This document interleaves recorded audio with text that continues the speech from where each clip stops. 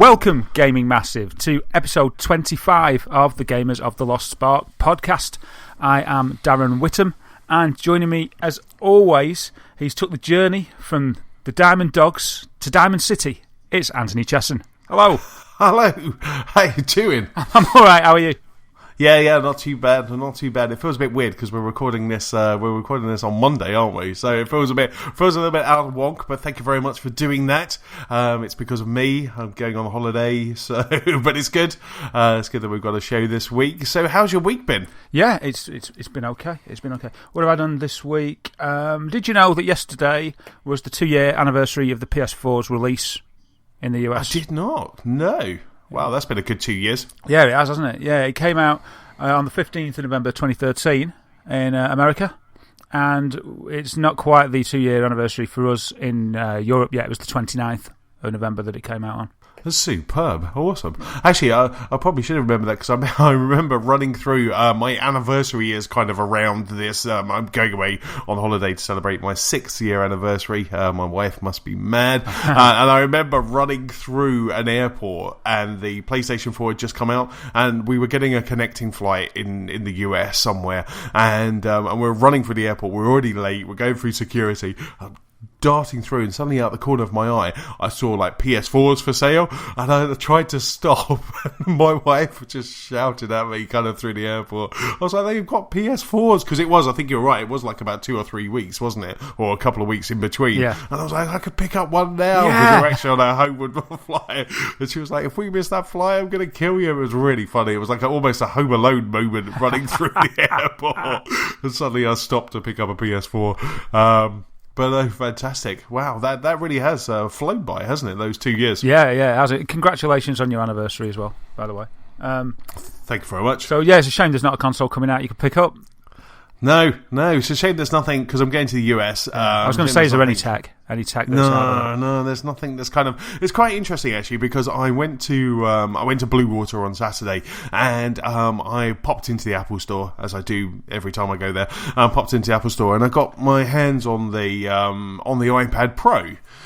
Because I wanted to have a look at that. I thought, going to the US, I could pick up an iPad Pro. That thing is ridiculously large. It is just ginormous. I mean, I think it's an amazing piece of tech. And if you were in the right industry, maybe a designer, maybe an artist, this is an amazing piece of tech for you. It was quite funny because I was tweeting about it, and one of my friends who runs an AV installation business, he was saying, I'm thinking about getting one of those to show my clients, my customers, kind of when we're sketching out. And I just said, for you, coupled with an Apple Pencil, that would be perfect, because you really would be able to show off the designs and the tech. But for me, kind of sitting on an aeroplane, sitting on a train, or just as I use my iPad around the house, it's just ludicrously big, And I was so I went off on my own while Nicola was doing some stuff, and then I dragged her into the Apple Store later and I said, what do you think of this? And she just laughed.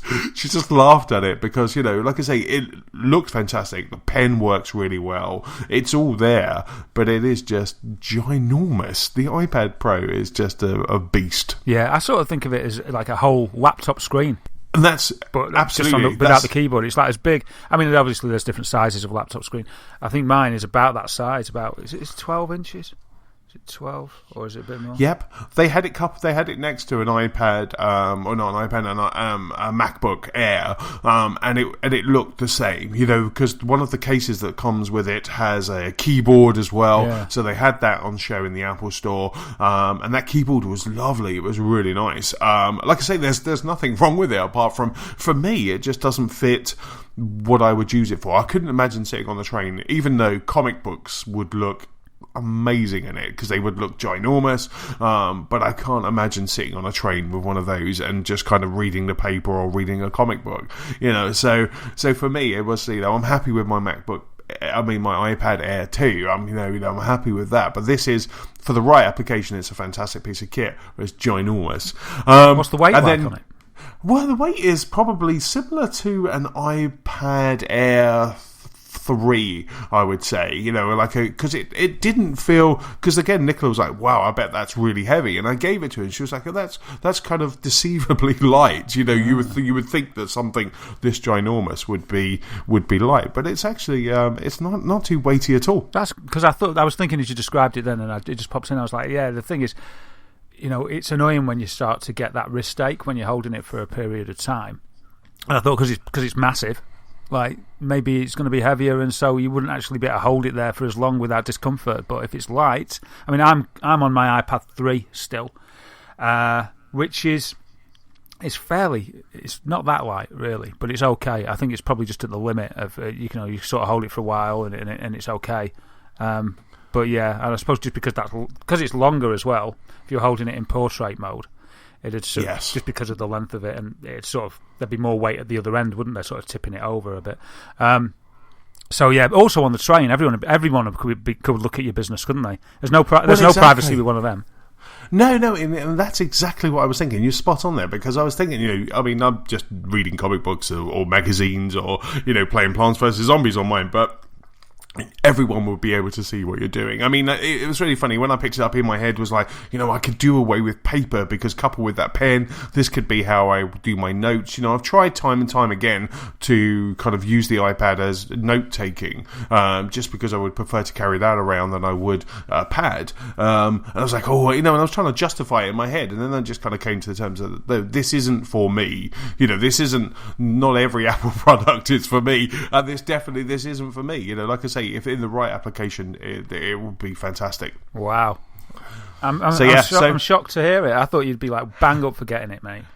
Well, no, like I say, I was curious. I was iPad Pro curious, and I wanted to go in and I wanted to have a look at it, pick it up, see what it was like, but it's just not for me. But following the Apple theme while I was over Blue Water on Saturday, we went to see Steve Jobs, the new Danny Boyle, Aaron Sorkin movie about Steve Jobs, and what a fantastic movie! I'm going in liking two of those things. I love Steve. Steve Jobs was, even though he was a bit of a, the autobiography of Steve Jobs is a hard read, because you've got a hero there who is, who wasn't a nice guy. He was, he was very arrogant. He was, all of the, when you read that book, I mean, I had to put it down a couple of times, because you are just kind of seeing a hero almost just kind of for what they really are, And the other thing is Aaron Sorkin. Now, I love Aaron Sorkin. The West Wing is potentially my favourite TV program ever. American President, the Facebook movie, all the stuff that Newsroom, even Studio 60 on the Sunset Strip. All of these shows are just fantastic. I love the dialogue. I love the way that they walk and talk in the West Wing. So I kind of went in kind of thinking I'm going to like this, but I came out and I just really, really liked the movie. It is a fantastic, character-driven, dialogue-driven movie. It kind of focuses around three keynotes. And those keynotes are the Macintosh, the original Macintosh, when they needed it to say hello. The Next, when Steve Jobs was fired from Apple, and then that was his next PC. And then they also had the Mac, the iMac, which was the colourful rounded one. So they kind of focused on those three keynotes and what was happening behind the scenes, and my God, it was just fantastic. There were a couple of points in there that really kind of tugged at your heartstrings. It was a really good movie. It's kind of one that I don't know if I'd want to go to the cinema to see movies like that, because I quite like them at home, but because obviously it wasn't available to download, we went to the cinema to see it, and and I thoroughly enjoyed it. It was a nice break from a shopping trip. And was it hard to watch in the way that the book was hard to read, or did they sort of embellish his personality to go in line with the perception rather than reality a little bit? No, it really was. It was kind of very in line with the book, and it was hard to watch at the start. It was really funny because right at the start, the kind of younger Steve, when he was doing the Macintosh, when he was doing the Next, he was really serious. He was arrogant. You know, they do a lot of it through the eyes of his child as well, Lisa. So they do a lot of that as well, and it just really is cringeworthy. It's just like, how can someone who is just a genius, who can rock a PowerPoint presentation like nobody else, how can he be so kind of cold? And then they kind of, a little bit later when they go to the Macintosh one, that's the Steve Jobs that I always knew about, which was, you know, laughing and joking before a keynote. You know, they're always on time.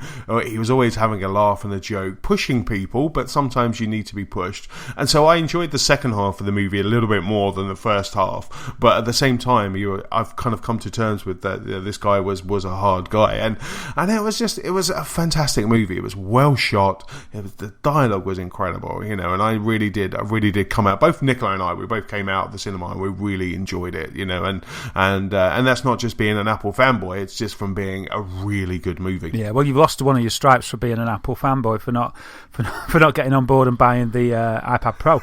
So you've leveled down a little bit. Yeah, I've gone down one level. I did actually. It's quite funny. A friend of mine managed to get me an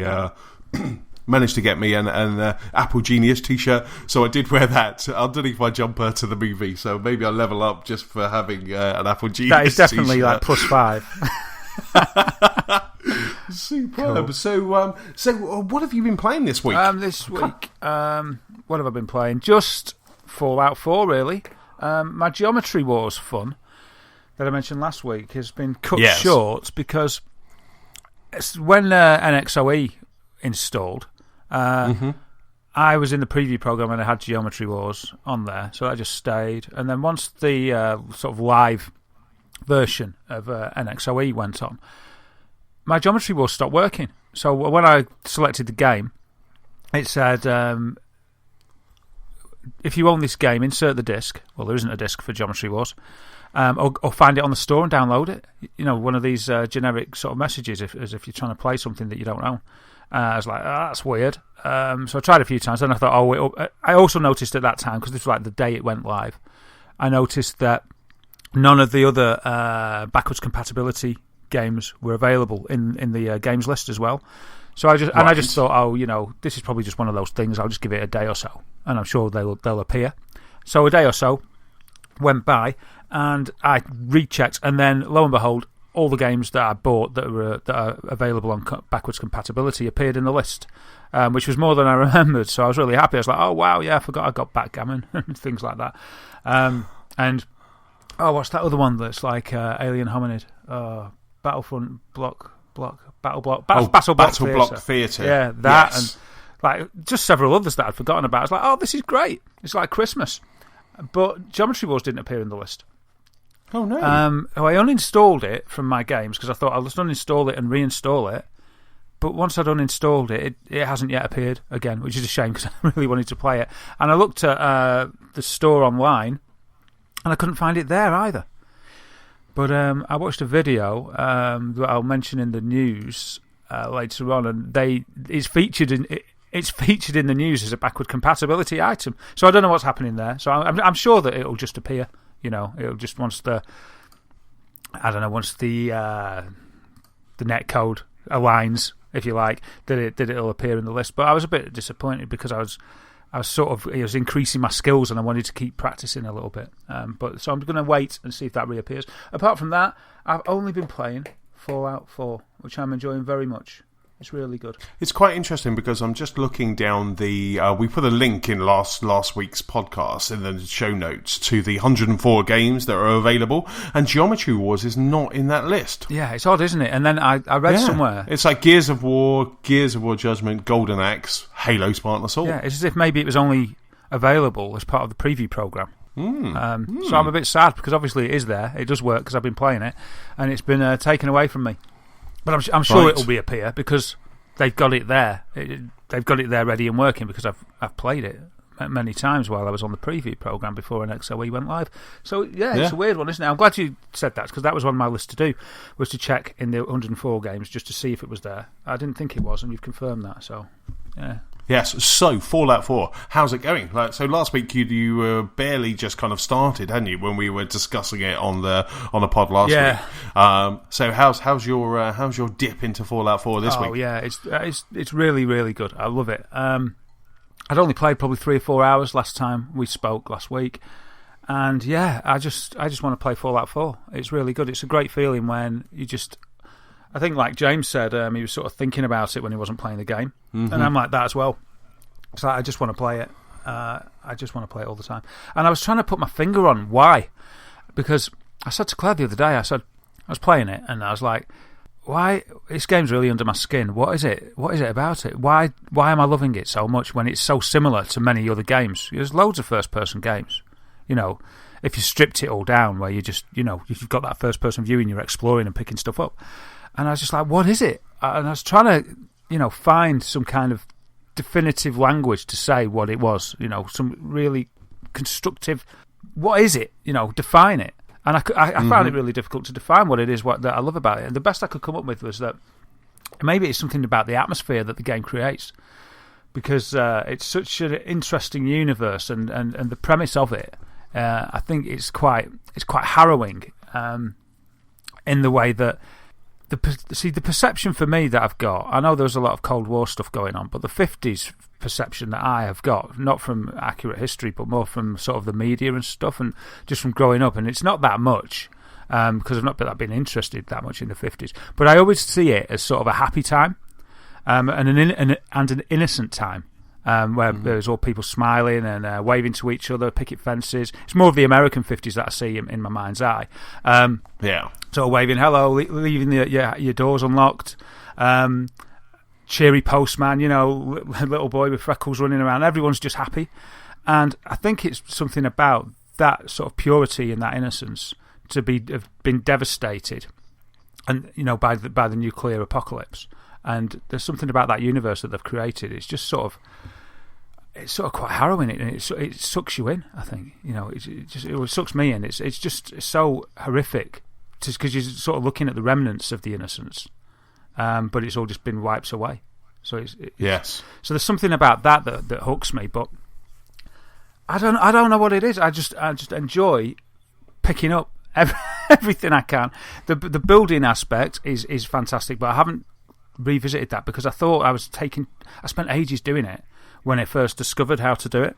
So have you started that now, though? Because I haven't got to that point yet, and I'll kind of explain why in a bit, but I haven't got to that base building, and I'm seeing a lot of people, obviously, because they're getting to that point in the game. You're seeing it on Twitter, and a lot of people kind of talking about it. Is it, you know, one of your fears last week was that you wanted the tutorial to make sure that you were doing it right. Do you get that? Did it give you what you needed? It gives you quests. There's a quest line, so it's very early on.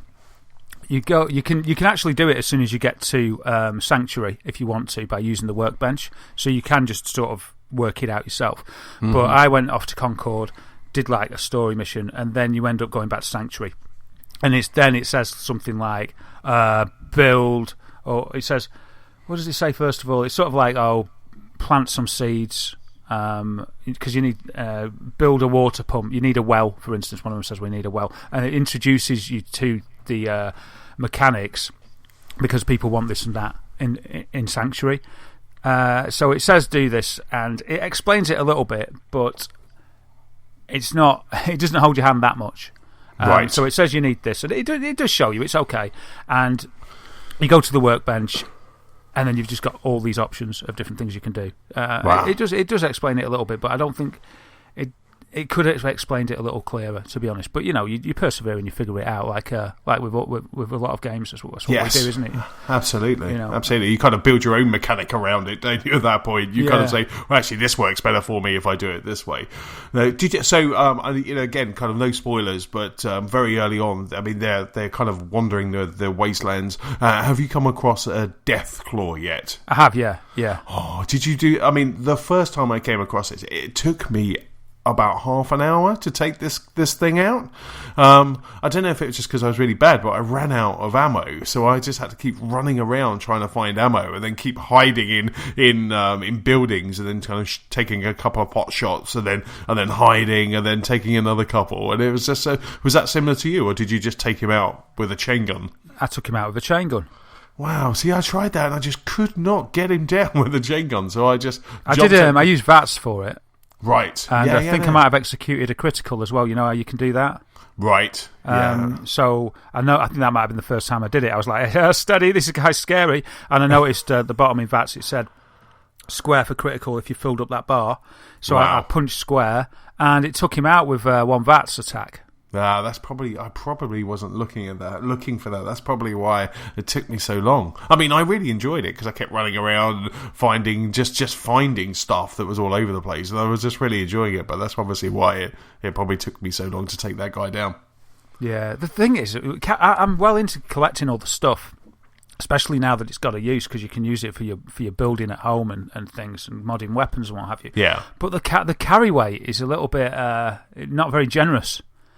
You know, it's like I'm always like hitting the top of my carry weight, and it's like, oh no, and it's just, and then you have to like travel back. So I was sort of like, I don't want to drop things, so I have to fast travel back, store it all, and then go back and try and find where I was up to, because you can't always spawn exactly where you were when you travelled back. I took down a guy who had some power armor pieces on, and he had like a left arm piece and a helmet, and I really wanted this stuff. But I was overburdened. I was like, oh, no. So I travelled back, dropped loads of stuff off, and then went back to find it. And then I had to like find my way through the entire city to find this specific place, because it was on a roof of a tall building.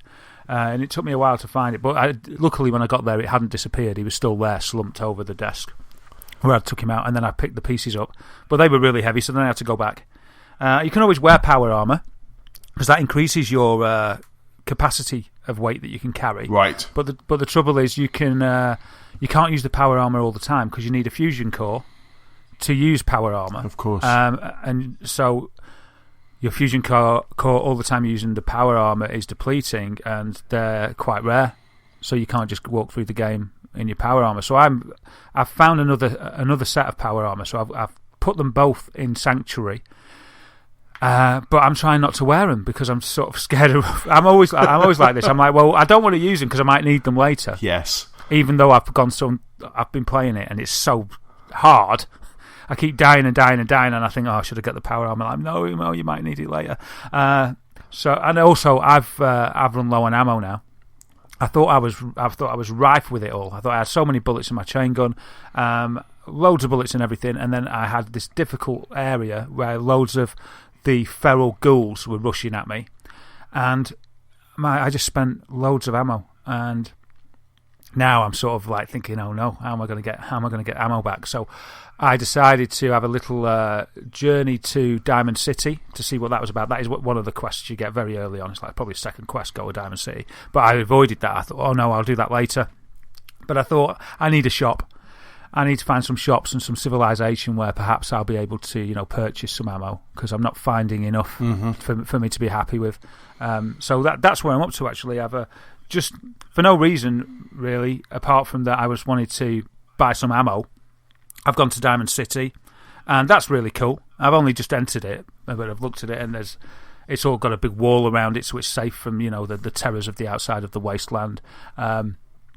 So yeah, it's a nice place to go. I don't know whether I'll be able to live there or something at some time. But really, what I want to do is the sanctuary that I need to. I want to just build more stuff in, because I've built a few things, but I want to carry on with that and make it nice. It's very difficult because everything looks so horrible, but to make it nice relatively to the environment. Yeah.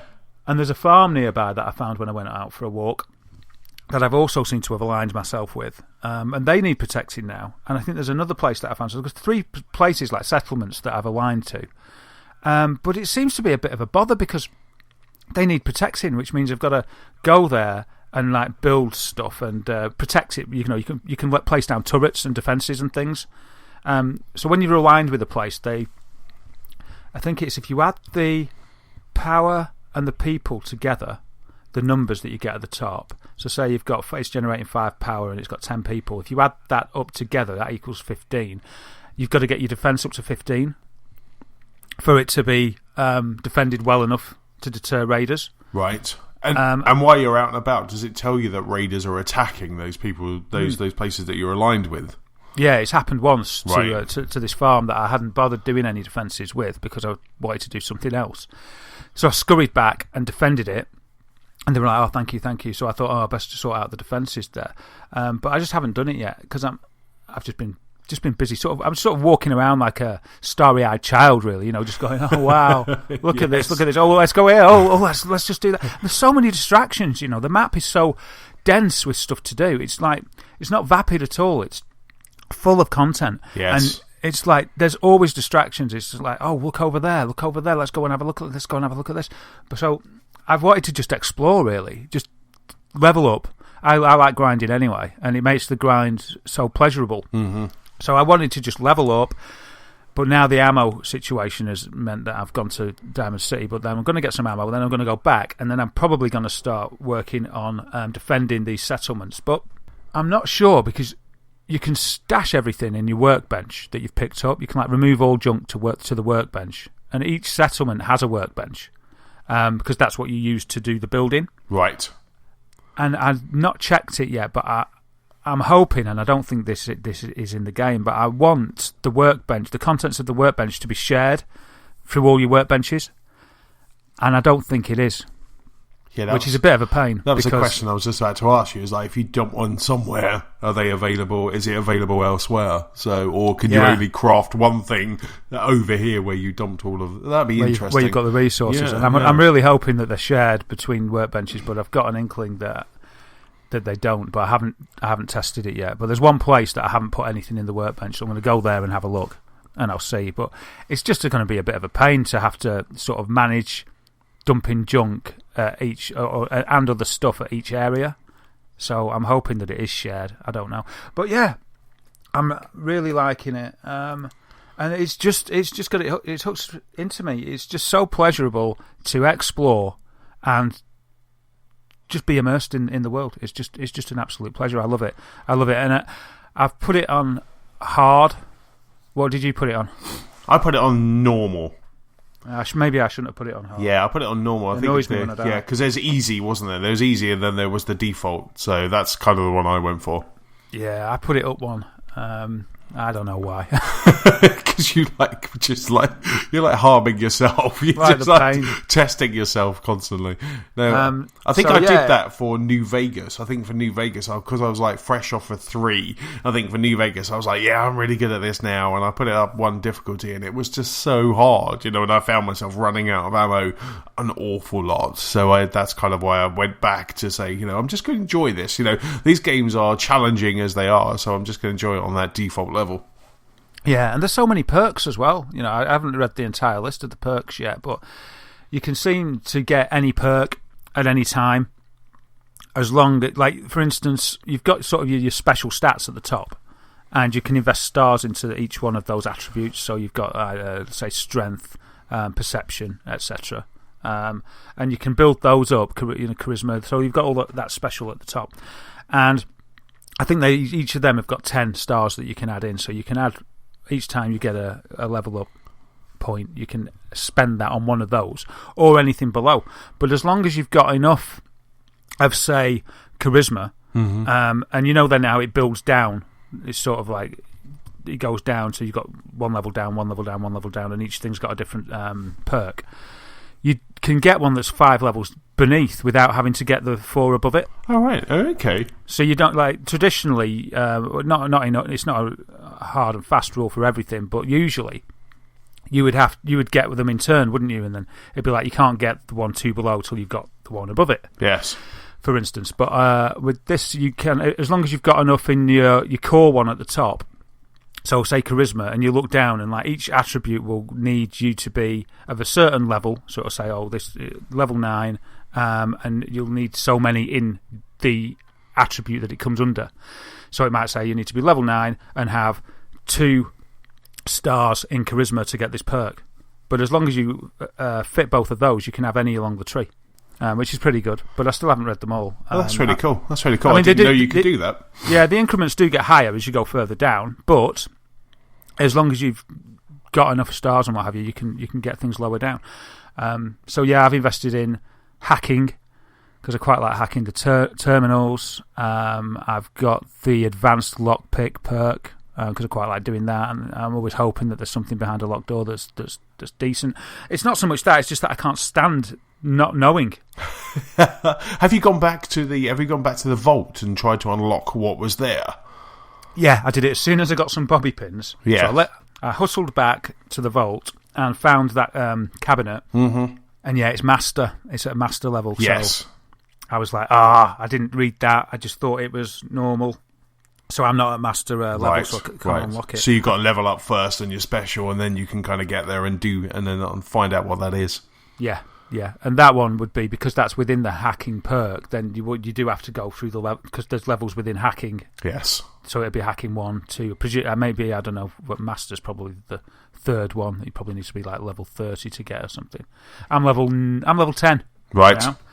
Now. But yeah, I seem to be doing better earlier on in the game, like I said, with all my ammo and stuff, and I was killing the monsters really easily, and all of a sudden I'm finding it quite difficult with my lack of ammo and stuff, and I think maybe I'm going out there too far into sort of higher level areas than I should be, and I need to hang around a little bit closer to home and do a little bit more leveling up, and that's going to get me some ammo as well, so I need to do that. But the thing is, I'm not grumbling about that. I'm perfectly happy to do that. In fact, that's what I want to do. I just want to explore. I want to explore every inch of the map. It's so great. Yes. Yeah, how are you finding it? Oh no, I'm absolutely loving it. I'm really enjoying it. I've been playing, like I say, I played up to the. I've been doing a lot of the stuff with the Minutemen. Took out Deathclaw, was walking on to Sanctuary, and having a really good time with it. But I got to that point where I wasn't that well last week. I was took Friday off sick because I just felt really crappy. So I thought, you know what, I'm going to play Fallout all day. I'm just going to sit under a duvet and play Fallout all day. But I didn't. I ended up just feeling so ill that I didn't play anything. And now I'm going on holiday for a week. I just decided that I'm going to park Fallout for when I get back. So when I get back, I've got a good couple of days because I really want to just get into it. I'm still not, as you were talking, as James was talking last week, I haven't had that entrance into Fallout. I've just been playing it in kind of little bits, little increments. I think my longest session has probably been about 2 hours, and I'm just feeling that I'm still pressing the wrong buttons and things like that. So I just thought, you know what, I'm going to park it. I've got another game that's on my hard drive, it's downloaded. I'm going to play that instead. So I decided just to kind of leave it. But it's not because I don't want, not because I'm not enjoying it, because I really am. I was having such a blast. But I just need that moment. I need that time. And I just haven't had that luxury of that time to just kind of get kind of nitty gritty with it. Yeah, that's a shame, because I think you do need to make that investment in time to let it get its hooks into you. I don't think it happens with just an hour or so here and there. You need. Like, I was lucky that I put some time aside a few days ago, and I was like, right, that's it. I'm clearing everything, and I'm just going to play this. And I felt myself just getting more and more sucked in. And as you can tell, now I'm completely enamoured with it. It's so good. And that's kind of where I want to be. Do you know what I mean? And then I just looked at kind of the weekend of what we were doing at the weekend and getting ready to go away and all of that sort of stuff. And I just thought, I'm not going to have the time. I need something that I can just jump in and out of and just kind of play, but also have some fun and also a new game. So that's kind of what I did. So I just kind of, sadly parked Fallout just until. I mean, the great thing is when we get back, I don't suffer from jet lag. Nicola does, but I don't suffer from jet lag. So for me, while Nicola's kind of sleeping it off, I'll just be down in the movie room, headphones on, and doing nothing but playing Fallout. So that's kind of, I've already got that time marked of when I'm gonna be doing it. So, but it's a shame, obviously I'm so looking forward to my holiday, but it's a shame that I'm not kind of taking a couple of days off just to kind of get immersed in Fallout. Yeah, I think you're doing the right thing, because what's the point in sort of hitting that immerse level? I think the immersive level might be when your muscle memory is there, and you stop hitting the wrong buttons, and you're totally there, playing it all completely naturally, second nature. But what's the point in getting there to then just have to put the pad down and leave it for a week? Yes, exactly. It'll take the investment away. So I think you're doing the right thing. No, indeed, and and it is just these games, as these games only come along kind of every now and then. You get, I mean, obviously for Fallout it's been like 7 years, but with these special games, and I made a mistake with Witcher and Batman this year, so I'm just kind of learning from my mistakes and just like, I want to play this game. This is the game that I want to play. This is the game I want to play throughout Christmas. This is it. With jumping into Star Wars Battlefront every now and then, so I really want to play it. I want to play it properly. So the other game that I've been playing has been Rise of the Tomb Raider. So that was already downloaded, kind of in the I think autumn or late summer. I pre-ordered all of my stuff digitally, and that was there. So I had Rise of the Tomb Raider was just sitting on my hard drive waiting to be played. So I jumped into that, and oh my god, is that a good game? It is. It's fantastic. Now, it's quite funny how I say I'm going to jump into a game that I can just play. It's very, thinking it will be a bit like an Uncharted game. But was I wrong? Oh my god. I mean, we have said previously on the podcast that kind of Tomb Raider, Uncharted are kind of lending from each other. And they really are. There are some incredible set pieces in Rise of the Tomb Raider. I was playing one just this morning where there's lots of explosions happening, you're jumping from ledge to ledge and sliding down, so you have those kind of Uncharted moments if you want in Tomb Raider, but they have definitely put tombs back in Tomb Raider, because you actually have bonus tombs. They've lessons learned from so much so from the last game that there's bonus tombs. You're going around and you suddenly get this thing, there's an entrance around here somewhere, and you have to try and find that bonus tomb, and then you can unlock, you can level up and you can unlock. But what they've done, which is really different from Uncharted as well, what they've done is you have your single player story, but you have hub worlds. So you go into a hub world. Within that hub world, there's little quests, and there's maybe 3 or 4 tombs to find, and then there's 3 or 4 of this to do, and so they really have. It's almost a bit like Metal Gear Solid, as you go in there and you've got all of these things that you could do, all these like side missions, but a lot of them tend to be like I say, kind of discovering and navigating a tomb. Wow, so it's not like I expected it to be, where 7 hours, so 10-hour campaign, end-to-end, sort of, just linear, walk along. And this sounds as if I'm dissing it. I love Tomb Raider games. I love the last one. And I know I'm going to love this one, but I was expecting pretty much the whole game to be start at A and the end is B, and you just walk there, quite linear in fashion, but have a rollicking adventure on the way. But it sounds like it's a bit more open-ended than that. It really is, and do you know what? That's exactly what I thought. And that's why I was like, I'll park Fallout and I'll play Tomb Raider. Yeah, have an easy game. Enjoy, 7 or 8 hours of just proper adventuring, but no problem. You don't have to think, do you? Just go through the action. It's like, I won't have to go and decide about a distraction because it's going to do it for me because I just want to do that. And then it's all open, and you're like, oh no, it's going to take hours. I mean, I think you could probably do that, because whenever you have these levels with all of these hubs, whenever you have them, you have the next point in the story is there. It's kind of lit up as like a gold arrow. You could go straight to there, I guess, and then just kind of continue the next piece on. The story so far is fantastic, and like I say, I kind of started saying it's gorgeous. The facial animation, the voice, Camilla Luddington, is doing a really good job. Lara's still grunting and groaning a little bit too much, but she's doing a fantastic job. And it's, there's some little touches when she's kind of looking at someone, or just the way she's kind of moving her head. And it honestly, it's fantastic. I can see why Microsoft did it. I can see why they have it as a first party title, really, this year. But you know what? It's a shame, because this is such a fantastic game, and it should be doing huge numbers, and it should be on all platforms now, because this is just a fantastic game. I am so in love with Tomb Raider. It's unbelievable. The mechanics are great. I started playing it going, because I've fresh off of Uncharted 2, I'm thinking this is very Uncharted-y, and then by the end of it I was like, do you know what?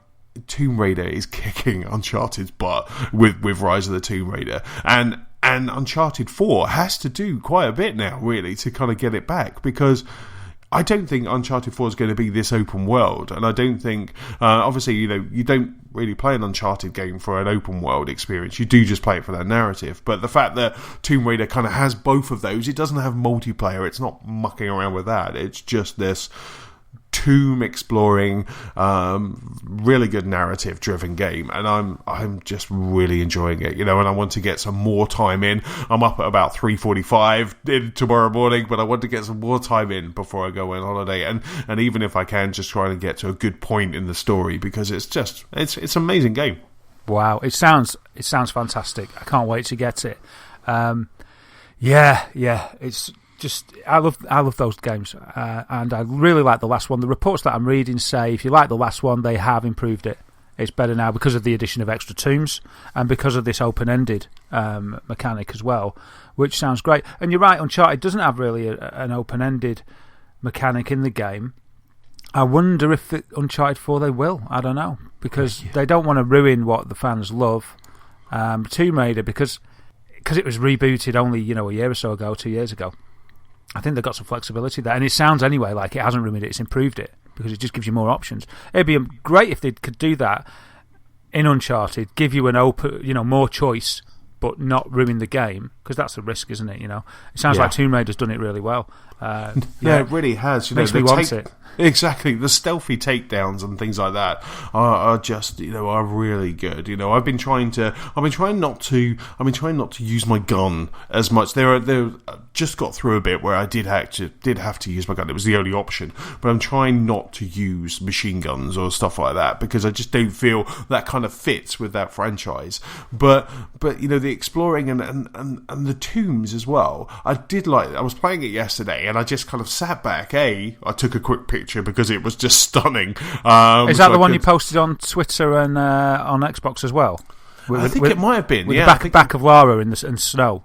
Yes. Yes. It's a beautiful picture. It was just gorgeous. It was, and then so there was a tomb where I was there, and then so you're just standing there, and it took me for a while because I was just looking around trying to figure out what I needed to do, and that took me all the way back to Tomb Raider, the original Tomb Raider, where you would just be in an area and go, okay, I know I need to get up to there, but I don't know how I'm going to do it. What about if and there was that, and there was that exploration, there was that puzzle aspect to it, and this is definitely kind of back there, and like I say, I just can't praise that game enough. Yeah, it's got that sort of Zelda Metroidvania thing, hasn't it, where you can't access places, and then later on you get something that helps you do it, and you're like, now I'll be able to get to this, I don't know, crevice or whatever, and then you can go back and do it. I was listening to a podcast talking about that just the other day, and they were saying, and it's just great, and it just opens up more of the map to you, and I was like thinking, oh wow, it sounds so good, this game. Yeah, it's quite funny you say that, because I was where I was, there was a Soviet hub that I was in, and there was a tomb there, and I could tell there was a tomb there. It was on the map, and I was like, right, I want to explore that tomb. And there was all these kind of thistles, so I was thinking, right, I can't get through these at the moment. What I'll do, I'll go and get a lamp, and I'll throw the lamp, and it will burn it. And that didn't work, so I went and got a petrol can and shot the petrol can, and I just thought, at one point, I thought I'm being too clever, I'm just like... they all should have worked, really. Yeah, they should have worked. In real world physics, they should have worked. They should have just burnt away. And and I've played Zelda games, and I know that if you get thistles and you put a light to it, you get the nice diddly-ding noise. So I was hoping that would happen, but it didn't. But I just thought exactly that. What you said there, Darren. That later on you'll get something that will just go, well, you can now cut down thistles with this or something like that. So, yeah. Apparently, you proper know when you get it. But one of the guys, this was on the Jim Sterling podcast that I listened to, Podquisition, and he was saying that it did his head in, because he was saying he was trying to get through all these games at the moment to sort of write about them or talk about them, and he's like, I've got so many games. He's saying, I really love this game so much, but I'm trying to get through it, and he's saying it's doing my head in because I want to do the game, but there's so many distractions. It was like all these other tombs. It's like there's too many optional things to do, and I was like, I could sort of sympathise with him. He's like, I'm trying to finish it so that I can give an objective sort of like write up about the entire game, and there's too much choice. And he was saying that for him, he found an item, and he said, now I can do that, but he said he had to just say no, because he knew, he said the map was that big or something. He said it was going to take him hours to find the place, because he couldn't mark it on the map, or he hadn't marked it on the map. I don't know how that works. But he said basically you'd have to go hunting for the place, and he just didn't have a clue where it was. And he knew that he'd be roaming around looking for ages, so he had to just say no and carry on. But the other person on the podcast, Laura, she said that actually for her she liked that because she was enjoying the game that much that the exploration part of trying to find that was just added to it. So two different perspectives. I'd be probably siding with Laura there, a little bit like the Fallout thing that I'm enjoying. It's just a pleasure to explore, and I'm sure Jim would have been the same with that, except he's trying to finish it because he wants to sort of critique it. But yeah, and I believe that she's got quite a big motivation, quite a big motive for what she's doing here, and the sort of baddies in the game are depicted. There's a reason why Laura hates them. Yes. Is that right? And I quite like that. There's a bit more context. You're not just killing random guys on an island that you happen to be shipwrecked on. There's sort of like a real reason, isn't there? Yeah, that whole story it goes backwards and forwards, so which is really good. It's really filling in backstory, and also when you go to a camp and you're upgrading, you sometimes get maybe Lara starts talking to herself or stuff like that, and it's just, and that all kind of just really does give context to the game and really pushes you on to kind of try and figure an ending. I mean, I can sympathise with that podcast you were listening to because I really do just want to just continue the story, and at one point I was thinking, do you know what, I'll just continue the story, I'll just keep going through, ignore all of these amazing worlds, continue the story, get that out of the way, and then maybe come back and do all of that, because I do enjoy the tomb raiding aspect of it. So, but at the same time, you have to wonder that if you do that, maybe you won't be leveled up enough to, and as the story progresses, it might just get kind of too hard for you. Yeah, absolutely. And there's some extra modes as well, isn't there? As well as the main story quest, not multiplayer, but there's some extra challenge modes or something. I don't know if they come unlocked when you finish it, but well, there's something called Expeditions. That's what I was trying to think of, yeah. And also what I'm unlocking is some cards as well. So similar to Halo, it's very similar to Halo 5. The wreck cards that you get in Halo 5, you can also unlock, there's similar cards and similar packs in Tomb Raider as well. So I kind of unlocked a whole load of cards. One of them was a really big jacket. And one of the things is, because I'm in Siberia at the moment, Lara keeps shivering. And I was thinking, I've got that really big jacket. I can stop her shivering. Because it was kind of, but I can't equip it in the game. I think that is for the Expeditions. But I haven't clicked on that yet. Okay, no problem. Yeah, I think it's just expanded challenges to do. I don't really know either, but it's extra content that's there in the game already, and it's probably a segue for them to add to it. They could always sell DLC there, extra expeditions if it proves to be successful. But yeah, you mentioned Halo 5, and that's just so 2 weeks ago, isn't it? The industry moves so fast. It's sort of like, we've had Halo 5, that sort of felt like that's had its time, and then we were talking about Fallout 4. I'm still in the middle of Fallout 4. Now you're talking about Tomb Raider. It just makes me want to get Tomb Raider. I'm trying to be disciplined for Tomb Raider because I don't know. I think I mentioned it on a podcast before, but I think I'm going to save that for Christmas Day and have a Christmas game because I can't wait for Battlefront. No, I think Battlefront definitely is the Battlefront's going to be, that's all next week, is it? Do you know what I mean? That is going to be everybody's going to be talking about it. That's going to be the game that everyone's going to be jumping into. So I don't think that's kind of something that maybe you should save, but definitely, I mean, if you want a break from Fallout around Christmas, then Tomb Raider will be an amazing game to just kind of have a break from Fallout. Yeah, I mean, I finished Halo 5 on Heroic, so I'm gonna park that. Fallout I'm going to play for as long as I'm happy playing it, which I can't see that my love for it will fade. So I'm going to play that, and dip into little games aside that, maybe Geometry Wars if I'm lucky, and then obviously Battlefront will come along. That can tie in nicely because it's two different kinds of game, so I can manage to play both of those, and then I'd say I probably will have finished Fallout by Christmas. We'll see. I'll let you know when I've done it. And that's a weird thing for me as well. It's like The Witcher, like pretty much every other open world game, like Elder Scrolls, Skyrim, Oblivion.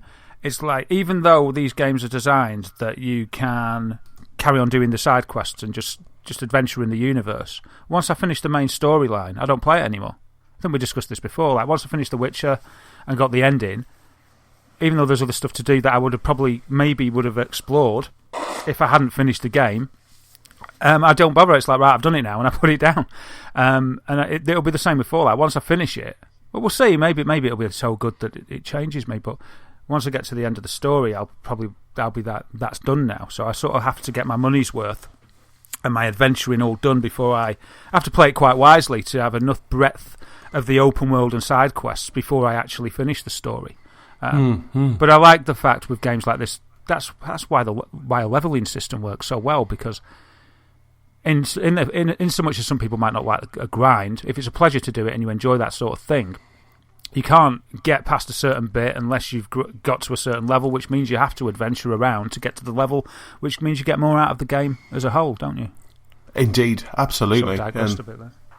No, that's fantastic. I mean, exactly that, as I was saying, that's what I want to make sure that I'm doing with Tomb Raider. I don't want to just push on too fast, just in case you're kind of making it harder for yourself by not taking the time and just kind of leveling up correctly. Yeah, and missing out on the enjoyment. You get a game to enjoy it, don't you? You don't want to press through too quickly. No, absolutely. And so with that, let's start the news section. And in this week's news section, there's a lot of talk of who sold what and how many titles they've sold. Plus, we have J.J. Abrams is dipping his toe into the games industry, and Star Wars Battlefront has released details of its new season pass. But kicking it all off, let's start with the Nintendo Direct. Now, Darren, did you watch this? Have you read about it? Have you seen all the news that's come out of this? Yeah, I've seen the news of it. I've watched an abridged version of the highlights because I haven't had an hour to sort of 45 minutes to spare to watch the full thing. So I won't be potentially as clued up as your good self.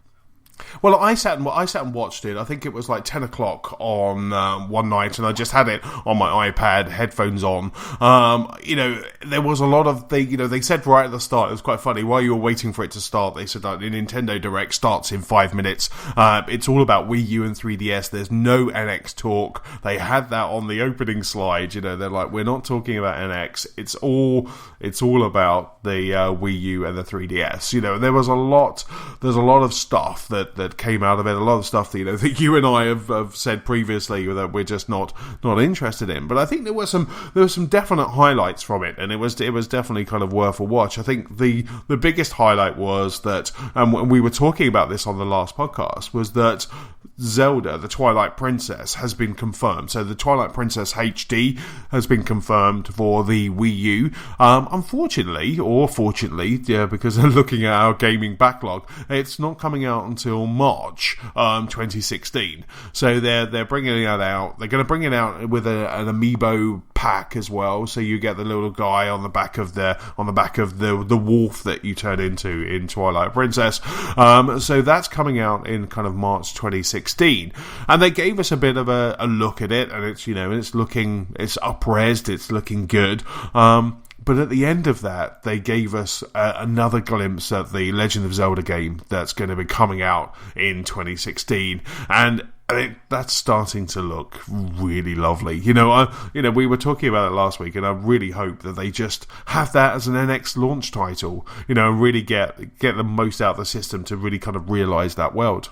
Yeah, that would be good. And you're right. It's like we've said before. It's kind of a list of stuff. It was a long old Nintendo Direct, wasn't it? And it seemed that there was a lot of news there, but unfortunately for me and for you as well, it's just not the stuff that we want to hear. It's like it's a bit like, oh well, yeah, okay. That's if you want to count that as news, then speak away. But I'm not. It's not getting me. It's not getting me excited.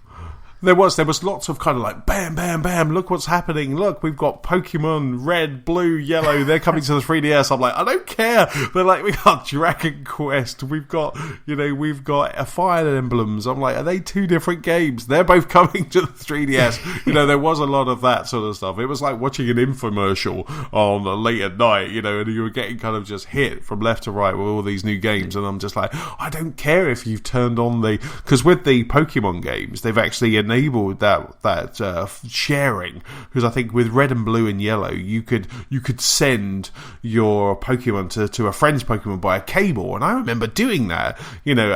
So with red, blue, and yellow, they've actually done that via wirelessly, so you can kind of transmit your. And I was just like, why did you even bother? And it was just like so that was kind of a lot of kind of 3DS stuff. I mean, I love my 3DS. I'm taking it with me on my flight. I'm going to be playing Luigi's Mansion, but I want something else now. I mean, some of the other stuff that they announced that a bit of a bizarre one, that Cloud from Final Fantasy VII is coming to Super Smash Brothers. Yeah, and I like Cloud a lot. That's an understatement. He's like one of my favourite characters in a game because I love Final Fantasy VII so much.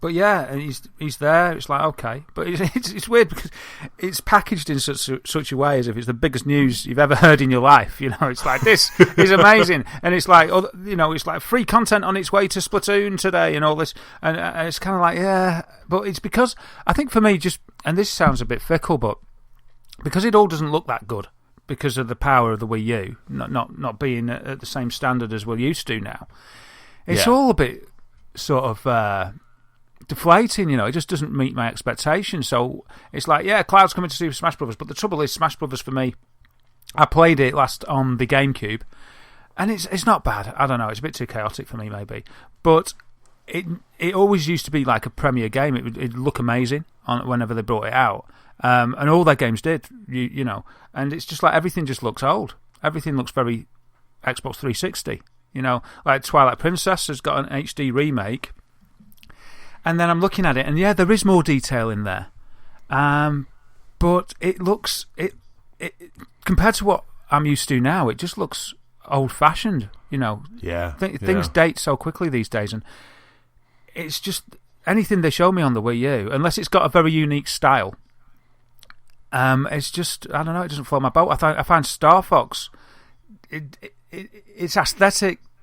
Doesn't, even though it's very much like the N64 version in its aesthetic, which I didn't mind, though I didn't like that version as much as I like the original on Super Nintendo of Star Wings, as we got it in the UK, because they couldn't call it Star Fox for some reason. I think it was Star Wars licensing or something. Do you remember that controversy?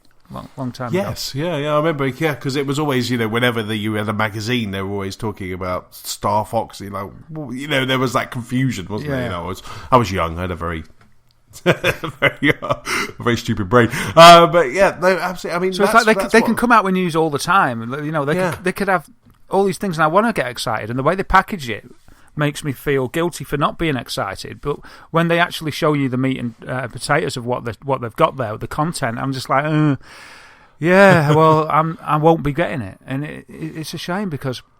And then they start announcing things on Nintendo that I've never heard of because of my interest as sort of has lapsed, and I'm thinking, I'm not up to date with this. What the heck is this? And then I see it, and I'm sort of not interested anyway. They advertised some game on, I think, the 3DS. They didn't show anything except one of the execs eating a load of donuts. Yes, and then they went, and this as if that was somehow related to the game. I didn't have a clue what was going on that bit. No, I think there was kind of an in-game character that maybe eats a lot. I was trying to fill in the context to it. It was quite funny where they were having that. They had an announcement that Super Mario Maker is getting a browser-based portal. I was like, when is that announcement? And it really was just kind of. And the funniest thing was that they did announce after all of this that Super Smash Brothers is getting its own Direct in December. So if this wasn't enough, they then said that it's going to get its own Direct. Kind of, they're going to have another one before the end of the year. So Star Fox, I mean, it's been put back now, or they've set the release date as April. Are you not tempted to jump in, even though it doesn't look very good? Do you think? I mean, because Star Fox was an amazing game to play. Are you thinking that maybe you might dip in to try it, or is it just that you haven't got time to play something that kind of looks as poor as this? That's the thing, If it looked good enough, if it got me excited, I'd get it because I like Star Fox. Mm-hmm. But it doesn't. And you know what? If I want to play Star Fox, I'll go and play the original. Or I'll play it on my N64. Well, I probably wouldn't because, as I said, I didn't really like that much. But to appreciate what was good about Star Fox, I would play the original Star Fox on the SNES. And so, no, I won't get it. I won't be getting anything. The only thing that I feel that I've missed on my Wii U is Bayonetta 2, which I haven't yet bought. But that's on my list as a game I'd like to get. But I haven't had time to play it. So with Super Mario 3D World and Mario Kart 8, that's it. I'm happy. I think Wind Waker probably would be pretty cool as well, but I've already played that through on the GameCube. So I've already played that. Twilight Princess I already played on the Wii. I think they're charging a bit much for an HD remake as well there. I think they should have dropped the price a little bit rather than selling it as a full-price game when, they've already brought it out on the Wii. I think they could have been generous and just had it like $10 down, just to show that there's a bit of a concession there. So really, and I've made my peace with this for a while. I'm probably most like 98%, 99% sure that I won't be getting anything else on the Wii U ever, apart from maybe Bayonetta 2. And I'm just saving it all. I'm saving it up, my desire, my Nintendo, my Nintendo thirst for the NX, and I'm praying and crossing my fingers and toes that the NX won't disappoint, and that's going to, as we've discussed before, there's potential that the NX could be better technologically than the two big boys we've got at the moment. And I'm really hoping that. I'm really quietly hoping for another sort of N64 moment with the NX. And that's it. That's where I'm staking my hope. And so until then, this news, I watch it and I'm just like meh. It's all right. Well done to you for trying. And it's like I was watching this thing because there's a little show they do called the Cat Mario Show, sort of aimed at kids. Yes. And I watched that with Sam, my little boy. We watched that together, and it's every month or every few months there's a new Cat Mario Show, and they're only 5 minutes or so. So sometimes I've watched a few with him on the run because he just pick the next one. So these months, add up to quite a space of time over the Wii U's lifetime. And like the latest one I watched, they were still just harping on about the same stuff because there isn't that much stuff to talk about. It's always about 3D Mario 3D World, Mario Kart, and then they go off onto like Animal Crossing on the portable consoles and things like that. There's never anything new, and when you think about how we're treated by Sony and Microsoft, we're just... I think, I can't say we really, but for myself, there's so much good stuff all the time. Breaking barriers, pushing the envelope, new stuff that makes your jaw drop with the visuals.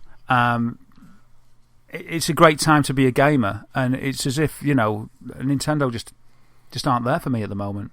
No, absolutely. I totally agree. I think the last Nintendo game that I bought was Yoshi's Woolly World, which I enjoyed. It looked fantastic because it had that what you were saying earlier. It had that style about it. You can get away with less power if you have an individual styling, can't you? Because then it looks great. Like Katamari Damacy, for instance, that can still be striking because of what it is, but it doesn't need all this RAM and fantastic graphics to run it. Yeah, absolutely. But I totally agree. When I've got Fallout, when I've got Tomb Raider, and I've got all of these games, I've got a Halo. There's nothing that, if I turn on my Wii U, there is that kind of almost that instant dip, and we're not getting those large games. We're not getting. I think if there was if at the same time we had Fallout or Zelda, we had Fallout 4 or Zelda, I would probably have gone for the Zelda because that's how much I enjoy playing Zelda games. New Zelda, do you mean? Yeah, new Zelda game. I would have probably gone for that and parked Fallout. And the fact that we just don't have that, the fact that there isn't any rich games like that you're used to playing with Nintendo. Mario 64, I played that so much, and I'm just desperate. I'm like you. I'm desperate for a good Nintendo game, and I think all of us are just desperate for that. This NX to be good, and it will be interesting when they do announce it next year. It'll be interesting to see exactly kind of how good it is, and I really do. I want them to blow my socks off. Yeah. That's exactly what I want. It's like the relative version of like when Mario 64 came out. I mean, you might not be able to get it quite as jaw-dropping because of the diminishing returns that we've got these days and because we're used to such amazing things. But just something like that, and that you hit the nail right on the head there with, I think, the term rich games, and that's what we used to play in from Nintendo. Those rich worlds that you can't play anywhere else. But they just haven't. Certainly with the Wii U, we got away with it a bit because it came in just before HD, really, or when HD wasn't a mainstay in most people's homes, and that sort of, it was okay because the graphics were all right and everything. But with the Wii U, even though it is HD, it's just I don't know. It just doesn't. It's not quite up to standard with its competitors, and it's lost out because of that. It's a real shame. They went for the Wiimote. They went for that extra pad thing, thinking that'd be another winner, like the Wii was. Unfortunately, it just missed it. But I'm hoping, and I'm sure that because the original Wii was such a success, I'm sure they're still sort of sitting on a pile of cash from that. I don't think they invested too heavily in the Wii U because of its specs. So yeah, it's just sort of, for me, it's just sort of Nintendo's on pause until I know more about the NX, really. Yes, yeah, absolutely. I think Mario Kart was the last really good-looking game from Nintendo, because when you played that on multiplayer or when you play it on single player, it does look striking, and I've said time and time again on this podcast, that I would love a Animal Crossing world in that Animal Crossing level, or Mario to look like it did in those Mario courses on Mario Kart. That's what I want. I don't want gimmicks. I don't want to waggle a joystick. I want to sit down with a pad with an amazing looking world and just rescue a princess as a plumber. That's all I want, Darren. Yeah, that's what we want to do. We want to. I want a Pixar plumber and I want to rescue a princess. That's exactly it. What we want to do is we want to explore the worlds that Nintendo have created that we've always loved, but we want to explore them in the standard or exceeding the standard that we're used to. And that's what we want to do. I'd love, actually, you were saying that then, I'd love like an Animal Crossing game, but that was like all the Mario characters, or the Mario Kart characters lived in, so it wasn't just animals. You got Mario's house and Peach's house and Yoshi's house, and they all lived there. It was like every character from Mario Kart and Super Smash Brothers or whatever, and they're all in a little, in an Animal Crossing game like that. But they work on the graphics more and maybe add some extra stuff, because Animal Crossing on the Wii was such the same as the GameCube. It was unbelievable.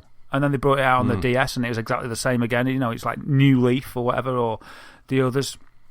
And they're just so the same. It's like, I can't play them again because it's like, I just feel like I'm playing the same game. But you can imagine something like that you just described, coming out on the NX with the Amiibo tie-in. You can imagine, you get a Mario, you pop him on, and then he appears in your world. Yeah. That would just be, it would probably be hell for parents. It'd be good though, or your wallet, but it would be amazing. Yeah. It would be amazing. I take my Amiibo to your house and put it on your portal, and my character goes into your world, and the little house gets constructed there, and you can have a look around it and stuff. It'd be well cool. Yeah. It would be really good. It would be really cool. So yes. So that was it. I mean, that was the Nintendo Direct. Like I say, they are doing another one in December, but that's going to be Super Smash Brothers. And then I'm hoping they'll be at E3 next year rather than doing the Direct. It'll be quite nice to kind of get crowd reactions when they release that NX, if that's going to happen at E3. Yeah. What we're talking for E3, 2017, isn't it? Estimated. Yeah, well, someone was saying 2016, at the end of 2016, but I just can't see it. If dev kits were only going out a couple of weeks, it wouldn't just be a first-party title launch. It'd be interesting, but I think we're going to find out more in 2016 about the NX. I think that's what they said at the start of the Direct. Yeah, an unveil in 2016, and then release probably, I'm thinking December, November, December for Christmas 2018. Yes. 2017. Get ready. Get ready to dust off that I Heart Nintendo T-shirt again. and then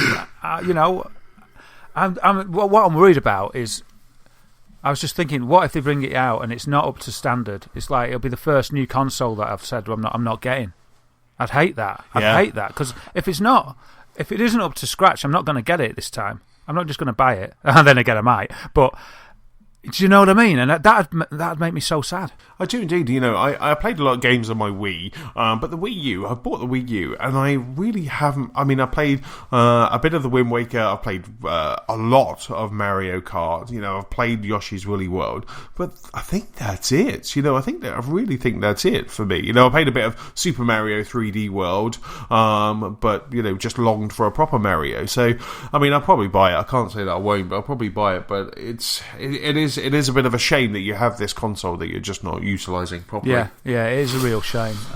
So yeah, onwards and upwards for Nintendo. I'm sure they'll learn from this. I'm trying to think if there's a pattern, because no, I don't think there is. I think that you put it beautifully last week when you just said you can't predict Nintendo. They are a law unto themselves. They're a crazy mess, and they just do whatever they want to do. And that's worked really well for them in the past, and it's given us some fantastic titles. It's given us some games that define our generation and our childhood. And so they've done it time and time again, and we just. Maybe they've just been focused on the wrong thing, and hopefully the NX is going to bring it back. Yeah. And they've got Miyamoto now as sort of creative head, and so that can't do any harm, can it? So no. Yeah, fingers crossed. I'm sure it'll be good, and I'll probably just cry if it's not. Absolutely. And speaking of good, I don't know how that segue would ever work. Speaking of good, I have just not even. You nailed it. Yeah, I didn't. No one noticed. So anyway, Call of Duty, Black Ops 3. They have announced their kind of, as they always do. The first couple of days release, and they have announced that it's the biggest entertainment launch of the year, and it's made over $550 million in its first 3 days. Wow. So in its first 3 days, this was a quote from Activision. They say in the first 3 days, the blockbuster title exceeded 550 million in sell-through, which means they've actually sold to consumers worldwide. And they also said that it broke a new record because users have clocked in 75 million hours of being logged in the same 3 days. So we've had 75 million people have logged in 3 days. So that is just ginormous. Now that's amazing. Call of Duty always does this. People are always waiting for that title. Me being one of it, I really enjoy kind of playing it. But it's quite interesting because even though Black Ops 3 has sold an amazing amount, 550 million, Black Ops 2 made 500 million in the first 24 hours. So in 3 days, Black Ops 3 has sold 550 million. But way back when Black Ops 2 came out, it made more than 500 million in its first 24 hours. So they're kind of applauding. It's the biggest one of this year, which is fantastic. But it's not selling the same amount that Black Ops did way back when. I guess maybe this is because of the install base, because the 360, the last gen console version, hasn't got a single player, and there's probably still a lot of people transitioning over to this next gen console. Yeah, it sounds amazing. The profit, they still made a profit, so they win. I was going to say, quote from Activision: "Get in there. we've made a ton of cash. We're happy. Everyone more cash." But it's like on the chart, the line would be quite severely going down. But in reality, they're still making profit. So, yes, absolutely. And it's always interesting to see kind of how good Call of Duty does. We'll talk a bit about the MPDs a bit later in the podcast, but they're not good. We're not going to see Call of Duty numbers until next month. So because of it being a November title, but I'll be really interested to see how well it sold on the PlayStation 4, because the PlayStation 4 really have been touting it, haven't they? They've really been kind of hyping it with advertising as if it was a first party title. Yeah, they seem to do this, don't they? It's just like, right, we'll just pretend it's only us, and we'll just advertise it like that. And I think it works. I think people would people that didn't know any different would just think, oh, well, I'm seeing a lot of Black Ops on PS4 if they haven't got a console yet, or if they'd go, right, I'll get it on that. Or it'd make them think, if they did have both consoles, it'd make them think it must be the better one because that's the one they're hearing the most about. People would be as easily swayed as that, I think. You'd think, oh, well, it must be on that one because Microsoft aren't doing anything. I'm not seeing anything about Xbox Black Ops, so I'll get it on PS4. Yeah, absolutely. I think interest is reducing though in Black Ops. Obviously the figures show it. Sort of 2/3 less sales, or even more. So yeah, because it's done 500. It's done the same in 3 days as it did in 1 day. So that's definitely show. I think people are getting a little bit tired of it. I mean, at one point, I don't know if it's still true.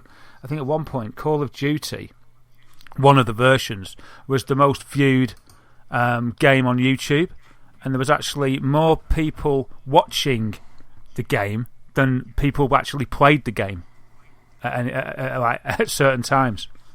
So there's more people watching people playing Black Ops on YouTube than actually people were playing Black Ops full stop. Not Black Ops, Call of Duty, sorry.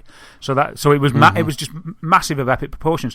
But I think since then, since its peak, it is slowly people are losing interest, and it's, I don't know. I gave up on it after Modern Warfare 2, I think it was. For some reason, I just was playing the campaign, and I just thought I can't be bothered anymore.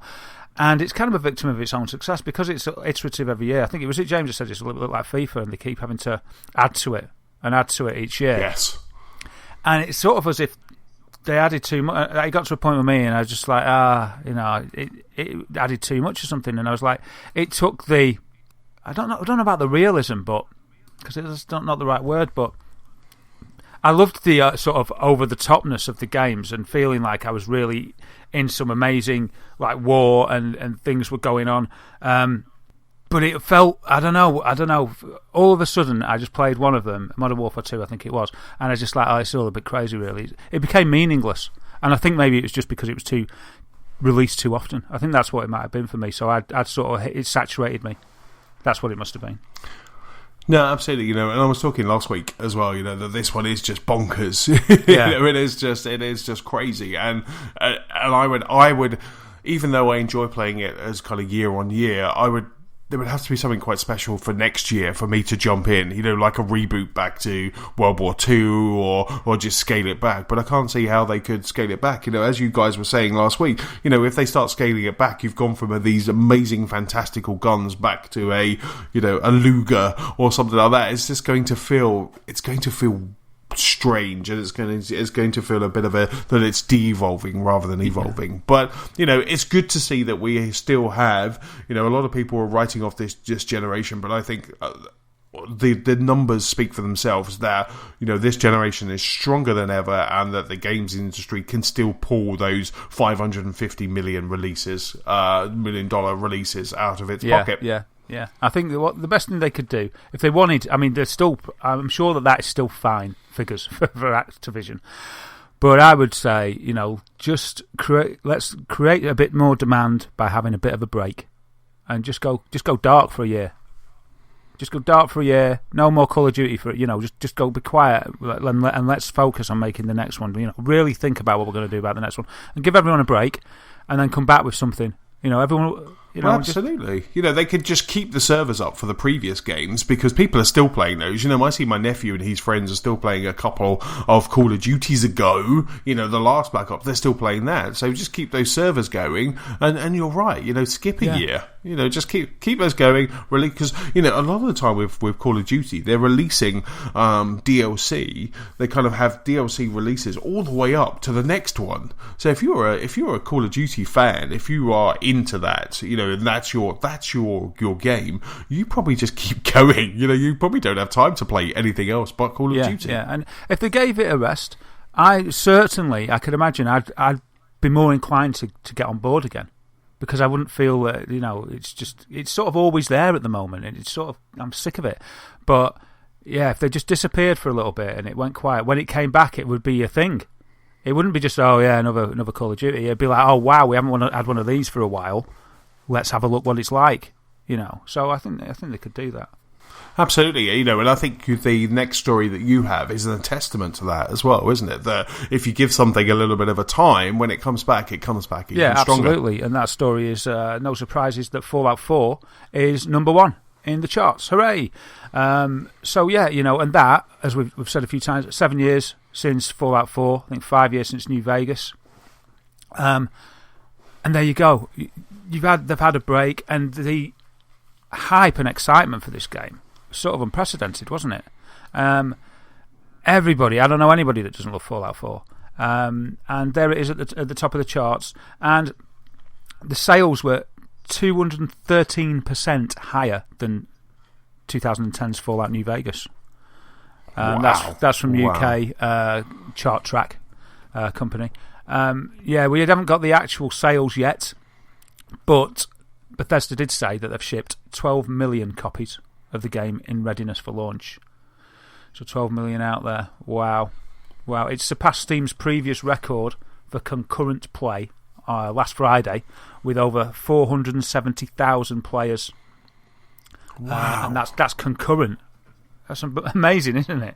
And over amazing. 1.2 million owners on day one. And that's just Steam. Wow. And it is quite interesting. We were talking about it last week, but there was just everybody was talking about it. Everybody knew about Fallout, and this is a real plus because we've only known about Fallout for like 6 to 8 months, and then it's like 6 to 8 months they kept it secret. 6 to 8 months, bam, here you go. People haven't had time to be fatigued by it. They're all excited about it. People are going out and buying it.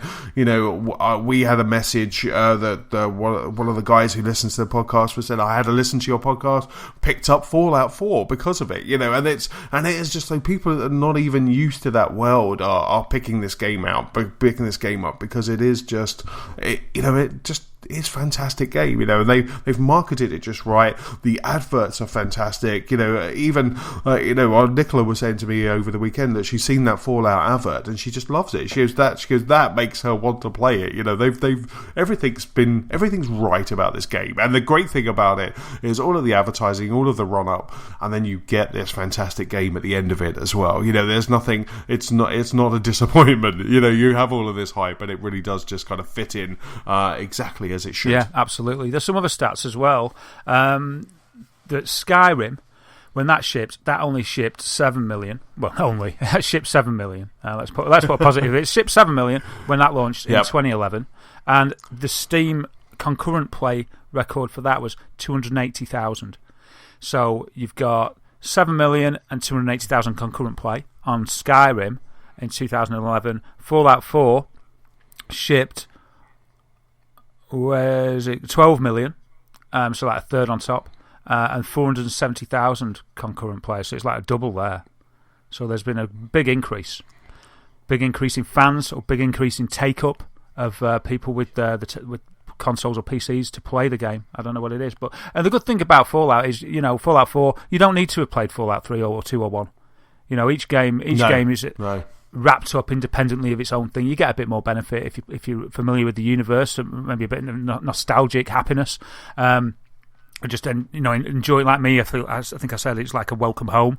But you could just go in there cold and it's fine and just start to love Fallout from this point on, and then maybe look back, especially if you got it on 360. If you got it on Xbox One, because you get the code for Fallout 3 to enjoy as well. So that's everybody that bought it on Xbox One, isn't it? Gets that. Yes, yeah, absolutely. And I mean, how much do you think that Skyrim has helped Fallout as well? Because they have said from the makers of Skyrim, here's Fallout. Because I feel that Skyrim took a lot of people by surprise, and that was, even though it sold, a load, it sold 7 million kind of in its opening weekend, it went on to sell a lot more than that, and it was that kind of Christmas game that people were picking up, and you noticed it kind of it was always in the charts for a good couple of months. It just kept building up and building up, and then they have sold ginormous numbers for Skyrim. I just wonder how many of those when they saw that, go, well, I like Skyrim, I enjoyed Skyrim, I'm going to play Fallout. And I just wondered, kind of how much that the studio's reputation now is helping it to kind of sell games like Fallout. Yeah, I think it's definitely been a contributing factor. I mean, you look at Bethesda now, and there's a perception there of quality firm that give quality games. Skyrim is like one of the, but due to its modding on PC, I think it's still one of the most beloved and played games on PC. And you look at some of the mods that are out there for Skyrim, and it looks truly spectacular. It's kept it up to date, even though it's quite an old game now. I mean, what did it for me with Bethesda? It was Oblivion and the run up to that. That's how I first got hooked in. It was Oblivion on 360, and yeah, I remember watching all the videos about how the world worked and, just people playing it, walking through the towns and stuff, and I was just like amazed. I got Oblivion and just loved it, and that was it, really, for me. And it's like then Fallout 3 appeared, and it was the trailer that hooked me for that, and then Bethesda again, and I was just like, wow, this is going to be good. Because you got that you sort of got that guarantee, haven't you? You put your faith in a company, don't you? Until they break that faith. So Bethesda are doing really well. Just a quick one while we're talking about Fallout. I forgot when we were kind of going through, but Kotaku over the weekend put a fantastic piece about that they found an Easter egg in Fallout 4. And so what happened was the guy, I think Kirk Hamilton, is the chap who reported it. So he's wandering around that post-apocalyptic world of Boston, finds a set of stairs, went down the set of stairs to this bar, and it's called the Prost Bar. And when he opened up the door, it was the Cheers bar. So he kind of went in and he's found the Cheers bar. So it's complete with Norm and Cliff at the end. So there's one guy just dressed in a postal worker's uniform, and there's like two guys kind of like next to each other. There's someone kind of slumped on the bar that looks like Sam. There's a lady's skeleton, so which could be Rebecca, and it's just like, and it looks like they have recreated Cheers in the Fallout universe. I'll put a link to the article, to the Kotaku article in the show notes, but it looks fantastic. And they've put the last kind of screenshot in this article shows you where they found it. So I'm definitely, when I get there, I'm definitely going to try and find this. It's not far from the Common, from Boston Common, but I want to kind of get there and have a look at this because it's fantastic. Oh, that's cool. I'll have to have a look at the map and see if it's if I can get there. Brilliant. But like I say, you have to open. I think it's close to something called the Boston Common, which is in the Commonwealth, and then they've got an arrow kind of showing exactly where they are when they found it. So that's really cool. They've got the bar where everybody knows your name. Well, not here because they're all dead. Cheers never changes. Cheers never changes. Right, up next is just a quick one. That J.J. Abrams, the man who is going to restore Star Wars, I can feel it in my bones. He has announced, last week he announced that his studio, Bad Robot, is going to be collaborating with Chair Entertainment. Now, Chair Entertainment, they're the people behind Infinity Blade. They're the people behind that, was it Phantom Complex on the Xbox 360? Shadow Complex, yeah. Shadow Complex. So they're the people behind that as well. And so they have announced a collaboration together and that they're going to be working on a game. This game is called Spy Jinx, all one word, and it's going to utilise the Unreal 4 engine. Now, all of that sounds great with J.J. Abrams, Chair, Unreal 4. That sounds fantastic. Unfortunately, I do say unfortunately, it's only be coming out on mobile and PC at the moment. So I'm not quite keen on the PC, or the mobile element. The PC's fine, but it's going to be coming out on mobile and PC. Now, they do say it's a unique mix of action, strategy, gameplay, dynamic world building, and RPG character development, setting the thrilling, treacherous world of espionage. That's according to Chair's creative director, Donald Mustard, who's got such an awesome name. makes me peckish. Exactly, and it's like so those guys, and that's going to be coming out. There's no specific launch date at the moment, but it's going to be coming out in 2016. So I quite like that J.J. Abrams. He's done so well in everything else. I quite like that he's now looking at the games industry to maybe try and make some games and release content. Yeah, he's entering the foray of games. I just hope that he knows enough about games not to litter the mobile version, at least with in-app purchases. Or lens flare. Yeah, or lens flare. yeah. I quite liked Infinity Blade, I do. I've played all three. I've played all three of Infinity Blades, and I really like them. It's a bit of a. I don't really play iPad games. I play Plants vs Zombies and Kingdom Rush. Those tower defense games. I think that's the point and go there. That kind of works really well. And so you did look a bit of a fool, kind of with all the swishing on the train, but they were really good games, and they always looked incredible, didn't they? Yeah, they looked at. They were system sellers, really. I played 1 and 2 on when they came out, because they came out sort of as I got an Apple device, And I was amazed, it was like this. I can't believe I'm playing this on a phone, especially after my last mobile device that played games that I bought was an N-Gage. If you remember that piece of rubbish. Yes. So that was terrible. That was so terrible, man. As soon as I bought it and I realised that you had to hold it next to your ear like a taco to talk, man, I was like, this is not a good buy that I've just made.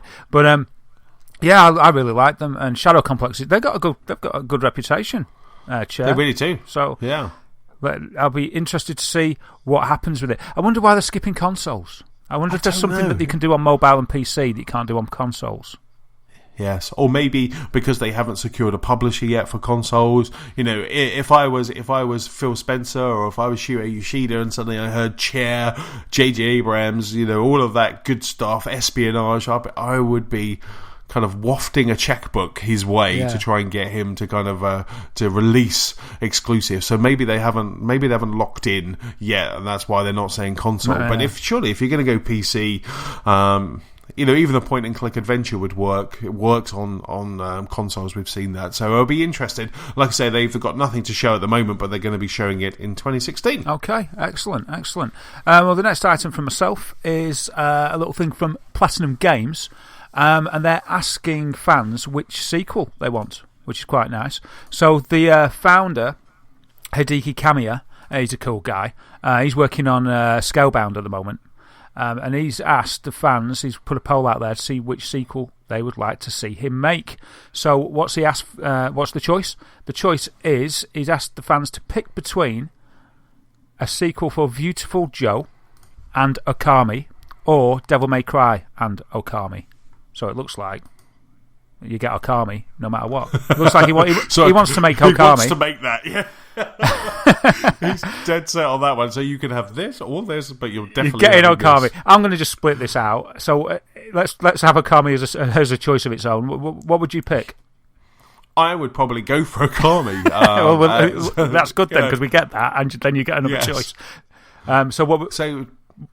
It'll probably be Beautiful Joe, because Devil May Cry, I've enjoyed them, but didn't play the last one. I was going to pick it up when it kind of got remastered on the next gen consoles, but I never did. So I'd probably go for Beautiful Joe, because I did enjoy that on the. Where did I enjoy that, Darren? You enjoyed that on the GameCube. On the GameCube, yes. Yeah. I would. What about you? What about yourself? I'd do the same. Okami, I'd love a sequel to that because I love the first one. And Beautiful Joe, because it's good, and when it came out, and it's still got it today. It's got that unique stylisation, that unique aesthetic that we were talking about. Yes. So a game like that, they could bring that out on the Wii U, and it would be fantastic. And Okami would work on the Wii U because it's not a demanding aesthetic, but it's very beautiful. Yes. So that's what Nintendo should do. They should be getting beautiful. If they wanted me to get a game before the NX, if they announced in the Nintendo Direct, if they had announced a new Beautiful Joe, not a redo, not an HD remaster, but a new Beautiful Joe, and a Okami 2, I'd be right there. Devil May Cry wouldn't get me, but those two would. I think they're great choices. So I think, I mean, I don't know, it's hard to speak for the internet, but hopefully, I'm hoping that most people will side with us there, and that there's more Beautiful Joe fans than Devil May Cry fans. So we'll see.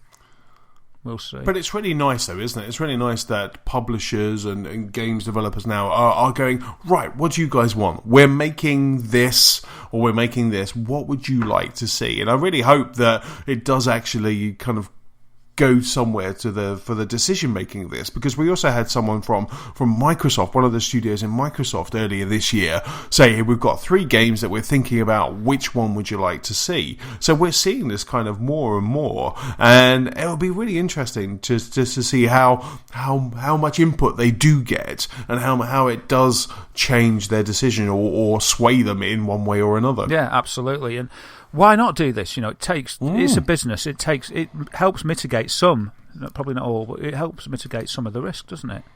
It really does. It really does. You just say, right, okay, look, we've just said that, Viewful Joe or Devil May Cry, and if they suddenly got a whole load of people saying, give us Viewful Joe, then that's the right decision, rather than going, well, the safe one here would be, let's do Devil May Cry, and then there's a whole load of people that are just kind of not buying that title because they probably wanted the other one.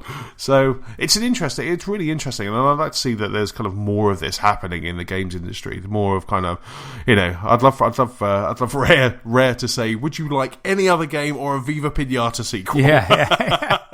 It would. Well, I missed my chance last week with James. You did. Mate, there'll be another opportunity, hopefully. But yeah, a direct channel to the fans. I just had a look at it because it's a tweet poll, so I just thought I'd have a look at it live. Oh, okay. Okay. This is just the one that's given a choice between Okami or Devil May Cry, and Okami is at 62% and Devil May Cry is at 38%. So there you go. That's really cool. I've noticed this Twitter polling happening over the weekend. There was a lot more of it. I think there was an update, wasn't there, to Twitter last week or the week before, and then people are starting to cotton onto this now. Yeah. It's a great feature, isn't it? It's a great feature. And then Beautiful Joe versus Okami. Let me just see if I can get this live. Blah, blah, blah. Oh, live. We're going live to Twitter for that update on the poll. Except that the link hasn't worked. But whenever the screenshot was from, it's 35% Beautiful Joe and 65% Okami. So Okami wins. Wow. So then I'd want to see what won out of Beautiful Joe and Devil May Cry. So you'd say Okami is granted, that's going to happen, and just see what would... I'm sure Beautiful Joe would beat Devil May Cry. But I don't know, because Devil May Cry's had quite a lot of iterations. Beautiful Joe was just one game, wasn't it? Yes. So maybe Devil May Cry's got a lot of fans for old Dante.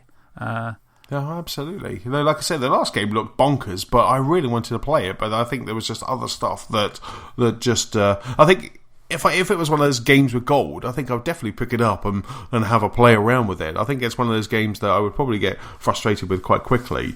But it did look, there was lots of traversing and kind of verticals, and it was just the combos looked amazing and ginormous. So it's definitely one of those games that has always piqued my interest. I've just never had enough time to play it. Yeah, absolutely.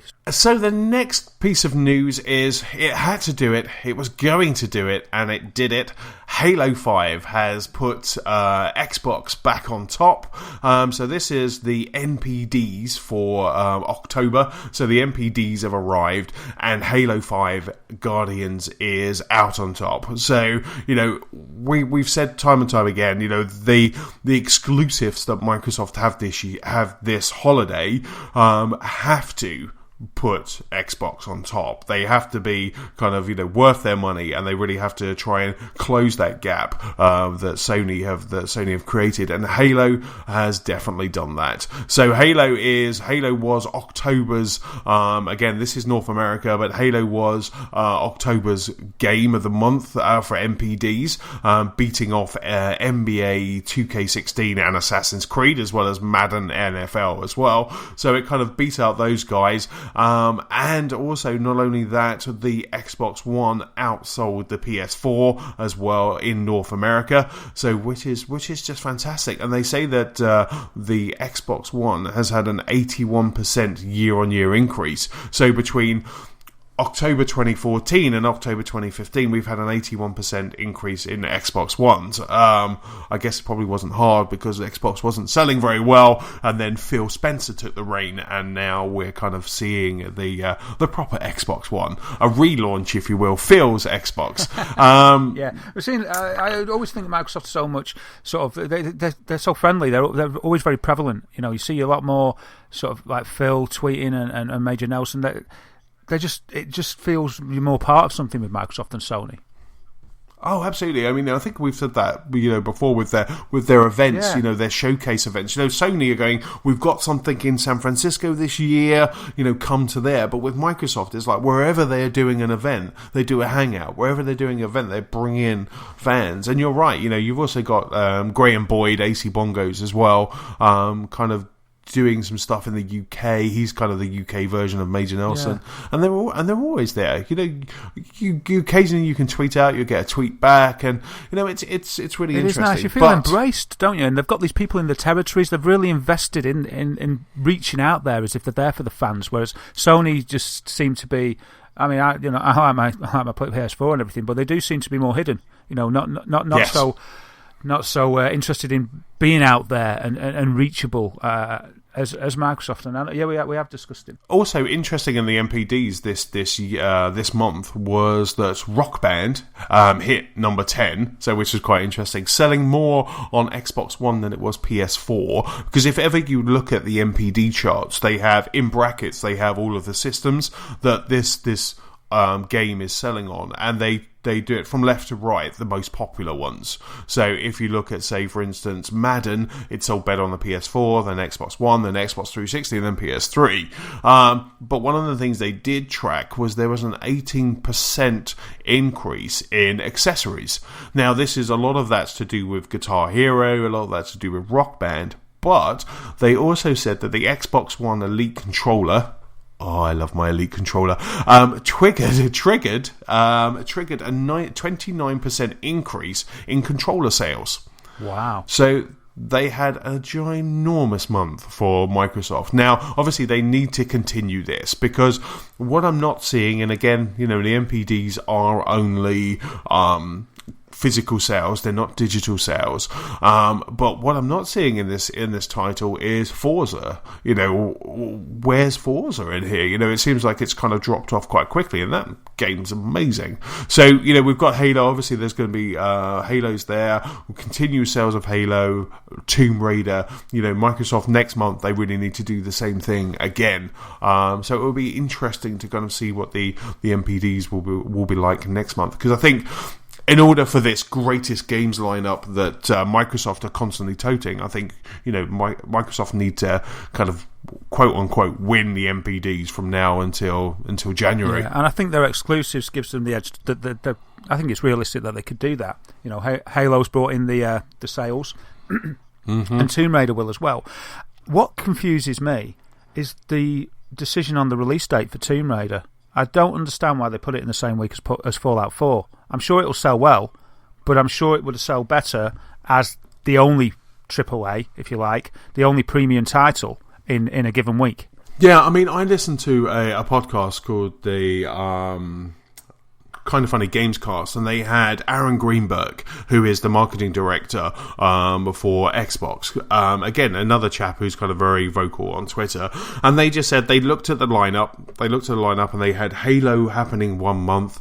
They had, Madden happening another month. Another week. They had Assassin's Creed, and they just looked at where they wanted to place Tomb Raider, and they just said we had to choose a week, so it was always caught between two amazing games. They just had to choose a week, and instead of going up against their own one, which was Halo, they just decided that they would go up against Fallout, and they just decided that was the place, because if they didn't do this week, they got next week, which is Battlefront, and then it just kind of keeps going on, and then they want to get everything out before December, because of Thanksgiving and all of that. So they just decided that there wasn't a good week in November to release Tomb Raider, so they just decided that was the best poison to go up against. I think his words were. I think if that was the case, it's like you can't put it against Halo, because that's our game. We're Microsoft. It's like, so we're not going to put Tomb Raider next to Halo, because that's how I'm in ourselves. But Fallout, that's multi-platform. So it sort of makes more sense. And Battlefront, probably ridiculous to put it next to that. So maybe that the lesser evil out of what's around. It's interesting, because I think, for me, I'm going to probably put it up against Battlefront rather than Fallout, because if you think about Fallout, that is, as you and everyone else are attesting to, that's a game where you get deep into.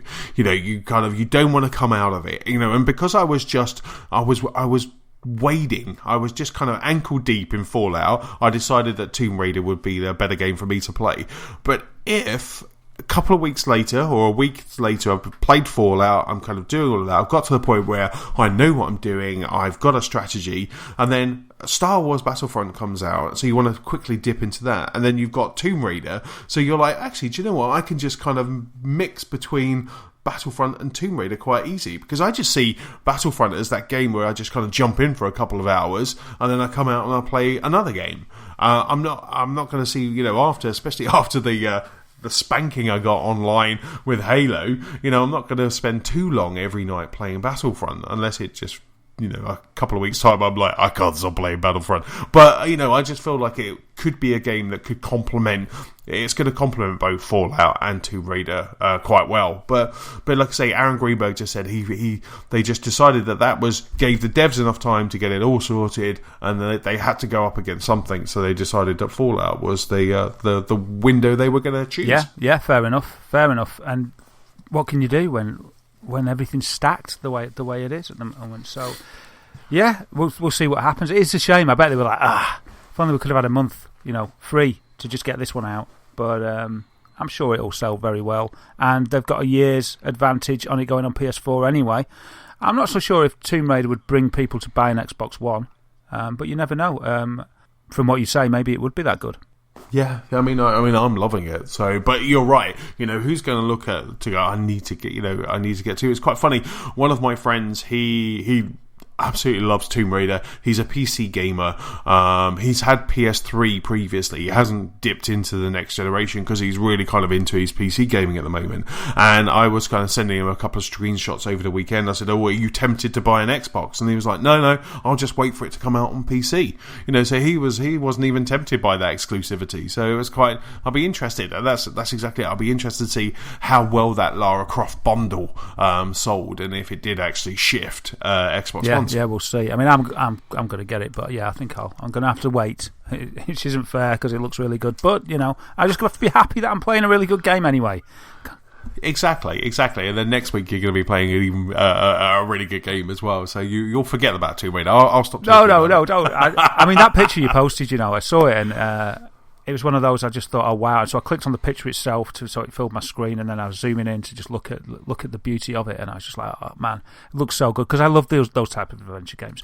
But yeah, you mentioned accessories, and the Elite controller selling well, and you've got one obviously. But did you know that there's a device that lets you play it on your PS4? No. Yeah, I think there's a few different devices that can do this, and you've mentioned this because you said because you're getting Battlefront on PS4. I mean, you're probably going to get it on Xbox One as well. But I remember you saying, you're like, but I've got to get used to the PS4 pad because your sort of natural environment is on the Xbox, isn't it? It is indeed. That's why I am all ears. Yeah.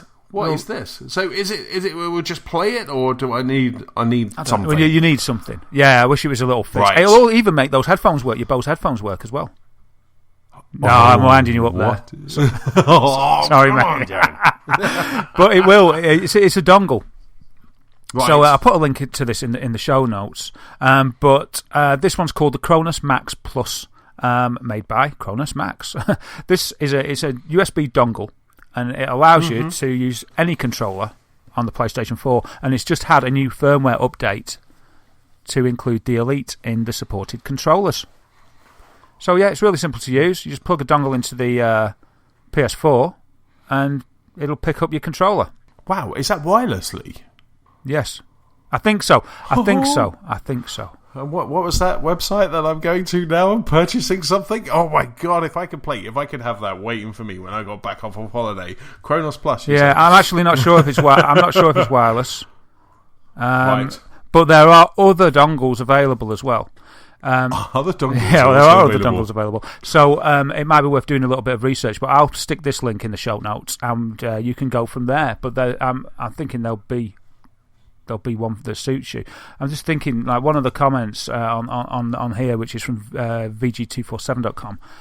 First comment is too much wire, they say. So right. I don't know what that means. There's a video, though, that I haven't watched yet showing you how to use it. So I wouldn't... You see, if fantastic. It was wire... I love things like I wouldn't care about a bit of wire if it means that I can use my pad of choice on the game of choice. So, yeah. Yeah, oh, that's just fantastic. No, it definitely would have to be wireless for me.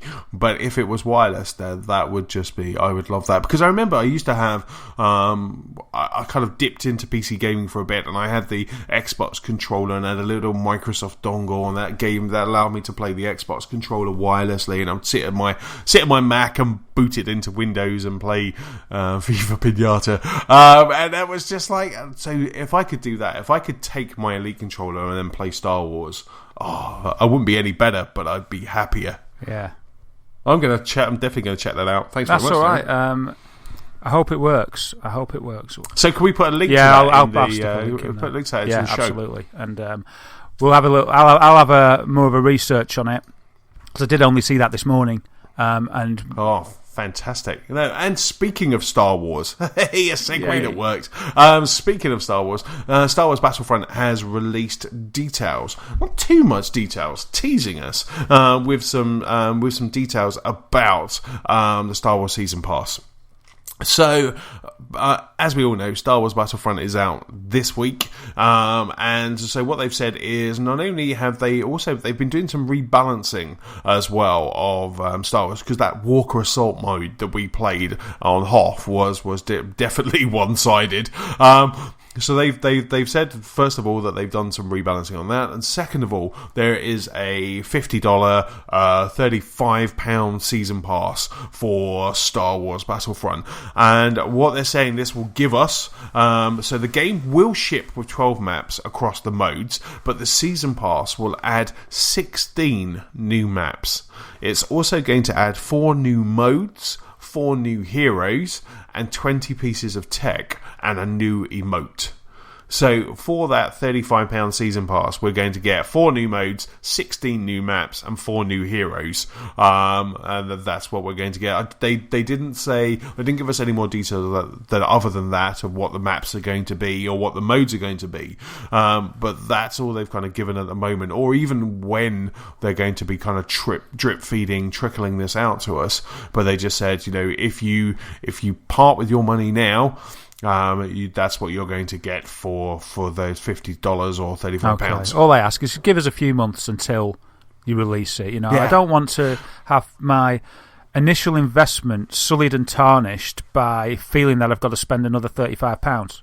I just want to enjoy Battlefront as it is, as nature intended, the initial 1.0 release or whatever it's going to be.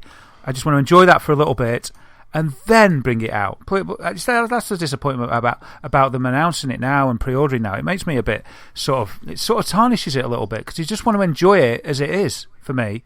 And it's like, I'd be more likely to get excited about it if you just shut up about it for a few months and then announced it in January or whatever. And it's like, oh wow, you've been playing it, or you've been playing it, you've been enjoying it. Now look at this, and then announce it.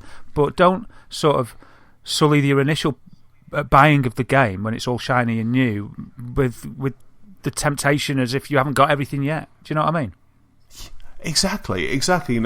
As we've said, I think we were debating this before, what they should have done. I mean, I took a leap of faith with my Batman one. I'm happy with that. But what they should have done was just not really said anything about this until they had the first of the 16 maps. So maybe the first pack of maps, they got 3 or 4 maps. They said, here's your 4 maps. You can buy them now, or you can buy the season pass. I totally agree with you. It kind of does leave that kind of sour taste in your mouth when they're saying, here's a brand new game that you're just about to spend £50 on. By the way, it's not the complete version. You're going to have to spend an extra £35 for this. What they're actually saying is, give us £80 and then you'll get the complete experience. And I'm exactly the same. I just wish they would all just shut up until you're ready to release that first piece of content. Yeah. See, it even got me angry then. So I'm like, damn it. No, but I don't want this kind of constant teasing of what's to come. I want to just sit there day one, play my game, enjoy it, and just have a blast, not thinking that I've got to pump up some more money. Now, the one out of all of that information, very light on information, but the 4 new modes interest me, because it'll be interesting to see what they are. Maybe they're trying to just expand a bit more on that quote-unquote single-player experience or something like that, because we already have that two-player wave that I know you and I are going to spend a lot of time that's in. So cool, yeah. So I wonder what those other modes are going to be. That would be very interesting. Yeah, it will, because it's difficult to make a good mode. You know, they've covered quite a few bases with the modes that we're going to get already. So yeah, it will be interesting to see what they are. And I'm sure the content, I've sort of got faith with this, and I'm sure the extra content's going to be good. I'm probably going to get it. But it's just echoing that. Just give us some time to just enjoy initial excitement and buy-in to the game before you hit us with another £35.